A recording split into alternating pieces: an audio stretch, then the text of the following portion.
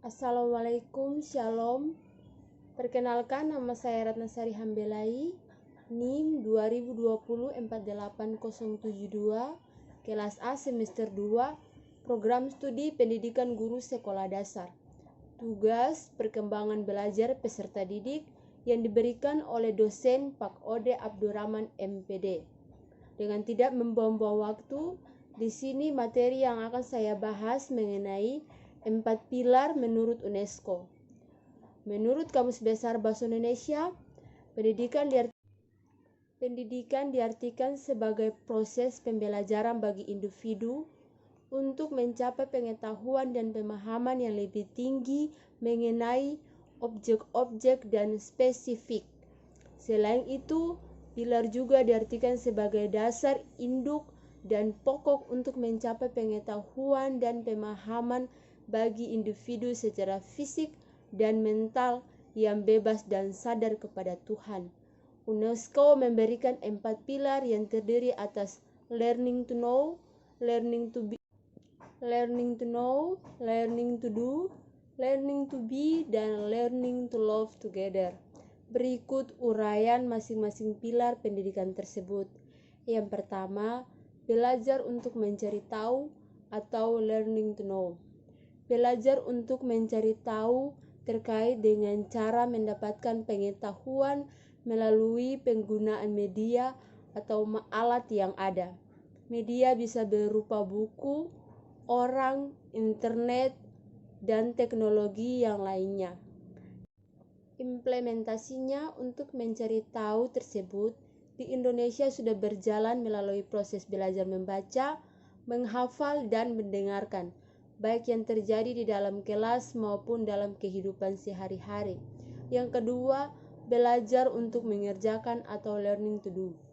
Belajar untuk melakukan atau berkarya. Hal ini tidak terlepas dari belajar mengetahui, karena perbuatan tidak terlepas dari ilmu pengetahuan.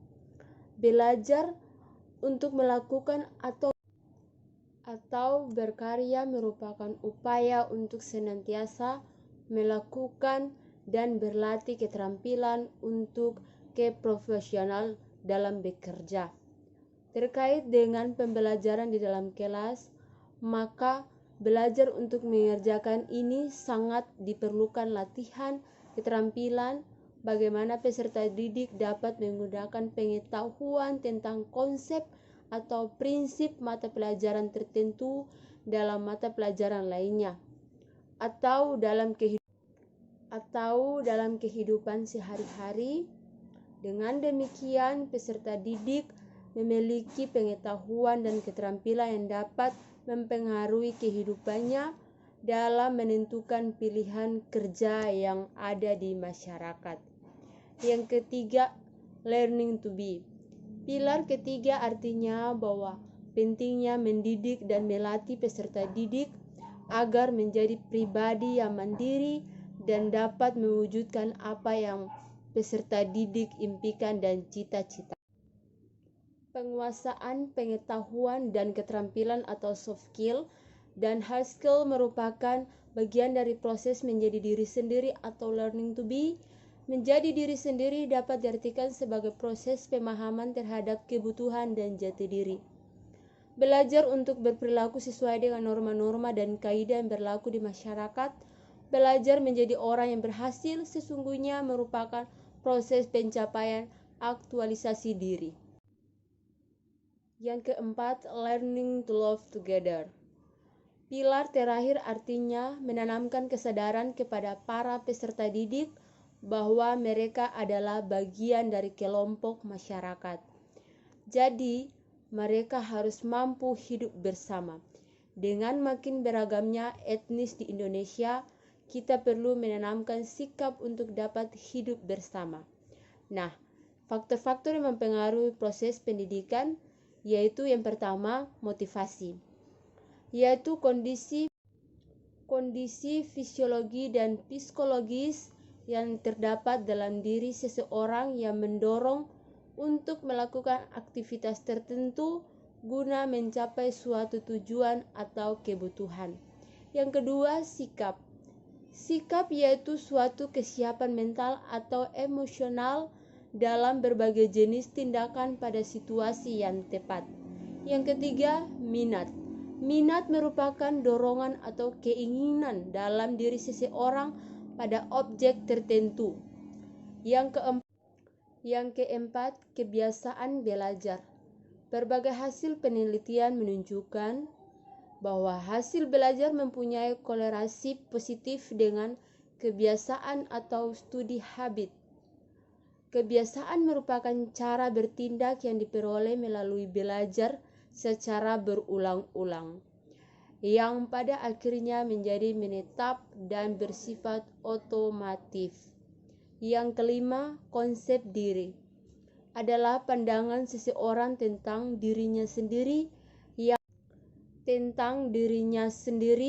yang menyangkut perasaannya, serta bagaimana perilakunya tersebut berpengaruh terhadap orang lain.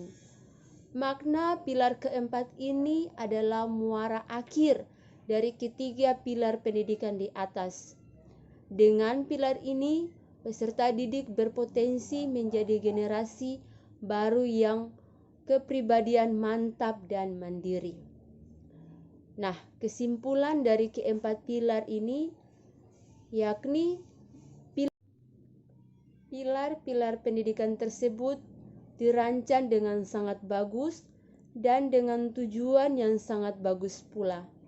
Dengan mengaplikasikan pilar-pilar tersebut, diharapkan pendidikan yang berlangsung di seluruh dunia termasuk Indonesia dapat menjadi lebih baik. Namun, masih banyak aspek penghalang dalam pelaksanaan tersebut, baik mengenai fasilitasnya, perbedaan pola pikir setiap masyarakat atau daerah dalam memandang arti penting pendidikan, dan kendala-kendala lain. Persoalan pendidikan merupakan tanggung jawab kita bersama, karenanya tentu secara bersama-sama pula kita mencari alternatif pemecahannya. Mudah-mudahan keempat pilar tersebut dapat kita realisasikan dan akan nampak hasilnya.